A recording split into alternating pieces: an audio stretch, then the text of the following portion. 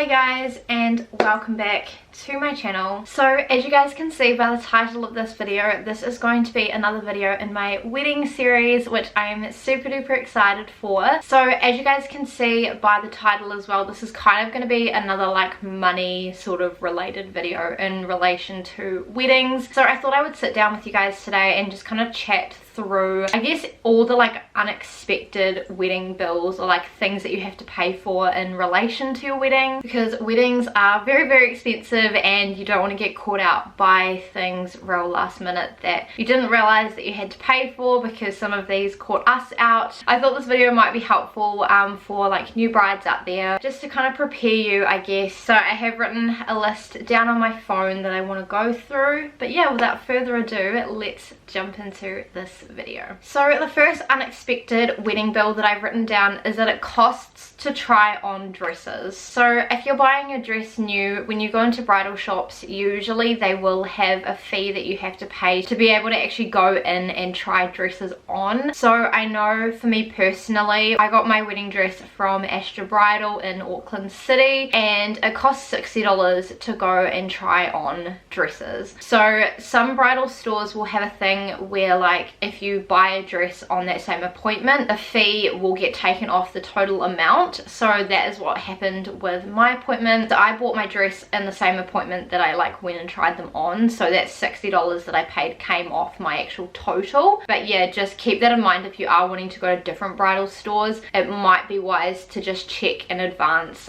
what the fee is to be able to try on dresses. I don't really know why they have it. I guess maybe it's because like the dresses are super expensive and really good quality, that maybe they just want you to pay to be able to actually try them on so that you're careful with them, I guess. Not like a lot in the scheme of things, but like if you're not prepared for it, it can catch you out. So I've kind of got like a few in relating to wedding dresses. So the next one is that sometimes it can work out more expensive to order your dress rather than buy it off the rack. Again, I only went to one bridal store, so I can't speak for like all of them, but I know with Astra Bridal that if you were to get the dress ordered, it was gonna cost an extra $200. So obviously if you can buy it off the rack and you feel comfortable buying off the rack, then go for it. Buying off the rack simply just means taking the dress that they've got in the store, essentially. Some people prefer to get new ones because the people have like tried on the ones in the store, but personally I really couldn't care less. And if it's going to save me $200, I am all here for that. It can be a little bit more expensive to get your dress ordered, so just keep that in mind. Have a little bit of extra kind of towards the ordering costs as well. Your dress could be $2,500 on the rack, but then if you order it, it's going to cost you $2,700. I feel like your dress you kind of tend to get earlier rather than later. And then the last unexpected wedding cost that I have in relation to dresses is alterations. So again, whether you buy your dress off the rack or if you get it ordered, alterations cost money. Now I know with my alterations it didn't really cost too much because I bought my dress off the rack and it pretty much fit me perfectly. It was mostly just like the hem that got taken up, and my dress was 4 layers of tulle and 2 layers of like fabric, I believe. So that was 6 layers that I had to get hemmed, and I think altogether it cost me about $160, which is on the cheap side for alterations. Whereas I know one of the girls at my church, she just bought her dress from like, I think it was like secondhand or whatever, and it cost her $600 in alterations. So definitely like don't forget about alterations, because you want your dress to fit you like perfectly on the day as well. If you can get a quote in advance, that would be really good. I know sometimes it's hard to give like an exact figure because obviously it depends on how long it takes to do your alterations, but yeah, if you can get like a rough idea to start with, then that's definitely worthwhile. So the next thing I've written down is hair and makeup trials. So again, hair and makeup trials cost money. I think with my hair trial it was $100, and I think with my makeup trial it was $100 as well, so that's $200. Personally, I do think it is worth it because you want to make sure that you're looking your best on your wedding day and like your hair and your makeup is exactly how you want it. I know with my mum and her wedding, like the hairdresser did not get it right on the day. I'm not sure if my mum had like a trial or whatever before, but my mum hated her hair on her wedding day and she still talks about it to this day, and I'm 24, so like that's a kind of like a scale of like how important it actually is to make sure that you're looking your best and you're feeling your best. I was so stoked with how my hair and makeup looked on my wedding day. Trials are good because if something doesn't go quite to plan or it doesn't quite look right, you do have time to be able to like change it or fix it up. Potentially if you're feeling a little bit hesitant with your hair and makeup artist, it might be worthwhile having a few trials, so that's obviously going to cost more money. The next one, again, I feel like is a very, very, very important one that a lot of people forget about, and that is catering meal costs for your photographer and or videographer. If you're having your photographer for like the whole day, like getting ready, ceremony, bridal photos and reception, same with a videographer if you are having one, it is going to cost to feed them, because you cannot expect them to do like a 10-hour day or whatever without feeding them. That is illegal to start off with, but it's also really unkind if you don't feed them. So I know with our videographer and our photographer, it was part of their contract that they needed to be fed. We were obviously going to feed them regardless of whether it was in their contract or not. Obviously you want to just make sure that when you're working out your catering budget and like how much it is per head, that you factor in your photographer and videographer. Let's just say it was $70, right, per head. If you have a photographer and a videographer, that's an extra $140 that you need to factor into your catering bill. If you've got multiple photographers or multiple videographers, that is also something to consider. So when you're working out your guest list and how much it's going to cost for catering, make sure you add on your vendors and also yourself and your husband or your wife. The next wedding bill that I feel like a lot of people may forget about, or that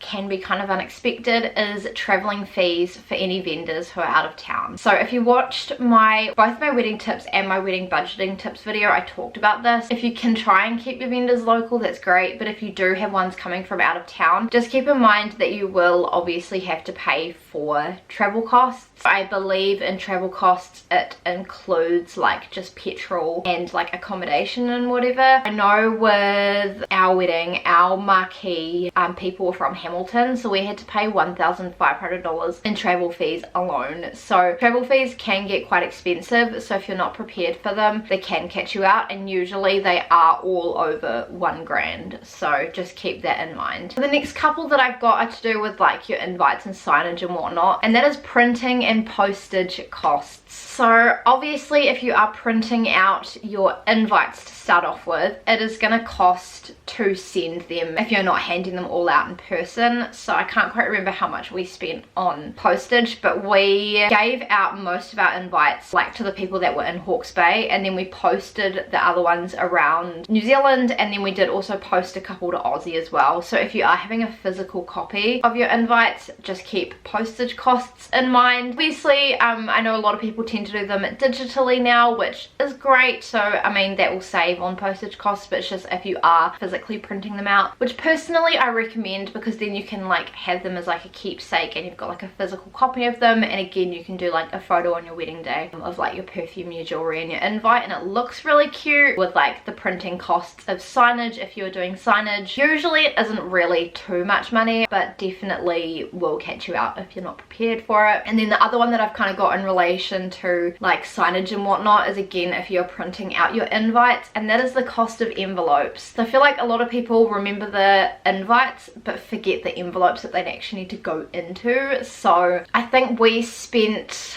I can't even remember, I want to say it was around $60. It's money that will catch you out if you're not prepared for it, and obviously you can't send your invites without envelopes. The next unexpected bill that I have written down is something for if you're doing your own venue, and that is generators. So luckily for Phil and I's wedding, we had friends who had generators, because a lot of Hawke's Bay people live out on farms, so we had 2 generators that we got brought in. If you're doing your own venue and it's quite like a rural situation, you're going to need generators to power your marquee lights and potentially for your caterers and for like your music. specific as well. Definitely like double check what size generators you need, but if you are hiring them, they will cost you like at least a couple $100s. Keep that in mind because that was a bill that we kind of forgot about real last minute, but luckily people that we knew had generators, otherwise we would have been a bit screwed. So yeah. The next unexpected wedding bill again is, I feel like, one that people forget about, and that is just the cost of a marriage license. So a marriage license is like the physical paper that marries you and either your husband or wife together. So I believe in New Zealand it costs around $150. So obviously it's not like a crazy amount of money, but like it's a little bit of money that if you're not prepared for or you haven't budgeted for, it will catch you out. But obviously it is crucial because without the marriage license you can't get married. The next one I feel like, again, people don't really think about, but that is lifetime plans on wedding rings and sizing costs. The plans you need to buy when you actually get your rings. I don't think we got it on my engagement ring, which sucks, but I think on my wedding band, because they are both like diamond rings, it cost us, I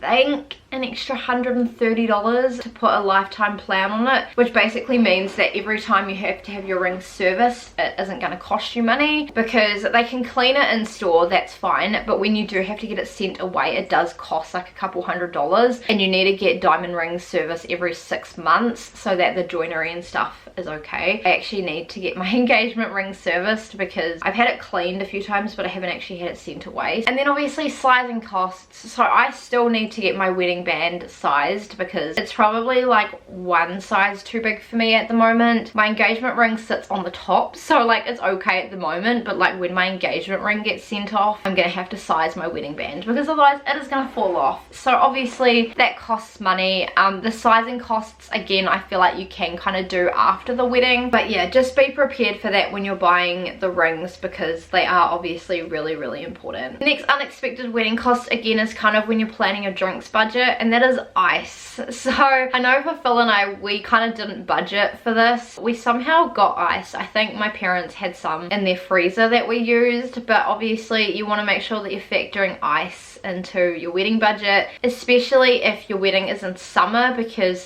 things are going to melt a lot quicker, so you're probably going to need more of it. And no one wants to have a hot drink in the summertime, so you're going to need more ice. The next unexpected wedding bill is the cost of hiring furniture. So this kind of caught Phil and I out. We kind of didn't realize how much it would cost. I think the cost of all of our furniture, and we didn't have a lot of furniture, it cost us around $900. And then also on top of that, if you're getting the furniture delivered and picked up, that is going to cost you more as well. So hiring furniture actually can rack up quite quickly. Definitely be prepared for that and factor that in earlier than Phil and I did. Again, the next thing that I've written down is for if you are doing your own venue, and that is the cost of bathrooms. So again, if you're having quite a rural marquee, or you're having your wedding in a place where there aren't bathrooms and you need to bring them in, it's going to cost you money to get them brought in. So our bathrooms were like an extra $1,000. So yeah, they do get quite pricey. We did obviously factor into our wedding budget, but yeah, it does get quite pricey, and obviously that is a need, not a want. We're almost done. I've got 2 left. So the next one that I've written down is for like wedding cars, and that is fuel for wedding cars. So we didn't hire a wedding car, we had our friend drive us. So I actually don't know if when you hire cars, if that includes the fuel or not. Some of them I imagine it would, and some of them I don't think it will. So yeah, just make sure that you're budgeting for fuel if you need to when looking at wedding cars. We did offer fuel for our friend that was driving us, but he was like, no, don't worry about the fuel, which I thought was really sweet. And then the last unexpected wedding fee that I have written down is kind of for like after the wedding, and that is getting your dress dry cleaned. So if you want your dress professionally dry cleaned, it costs a lot. My dress is currently at the dry cleaners. It's been at the dry cleaners for like 2 weeks, and I think he said it's gonna take around 5 weeks, I think, to get fully dry cleaned. He quoted me between $300 and $350. So obviously that is not cheap. So if you're wanting to sell your dress afterwards and you're wanting it dry cleaned, definitely factor factor in a few $100s. And then he said if I want a nice box to actually store it in, it's going to cost me an extra $150. So all up, it's going to cost me around $500 to get this damn dress dry cleaned. So definitely factor that in and keep that in mind for when you are kind of planning your budget and working it out. Obviously you can kind of leave it for like after the wedding for a little bit, but you don't want to leave it too long because you don't want your dress to go yuck. So there we go guys, those are all of my kind of like unexpected wedding fees, wedding bills that I have written down. Hopefully you found this helpful if you are a new bride or you know that marriage is on the table. Hopefully it's kind of helped you to prepare for a few of these unexpected things and has given you a little bit of insight. If you guys enjoyed this video, please give it a big thumbs up and subscribe to my channel if you have not already. Please make sure to turn on the notifications and check out my social media. It's always linked down below. I can let you guys know my next wedding video in the series as well. I feel like a lot of these last few ones are going to be quite quick and quite short, which is great. So I believe my next wedding video is like my wedding regrets or like things that went wrong. So definitely stay tuned for that. It's going to be a good one. And yeah, I shall see you guys in my next video. Bye.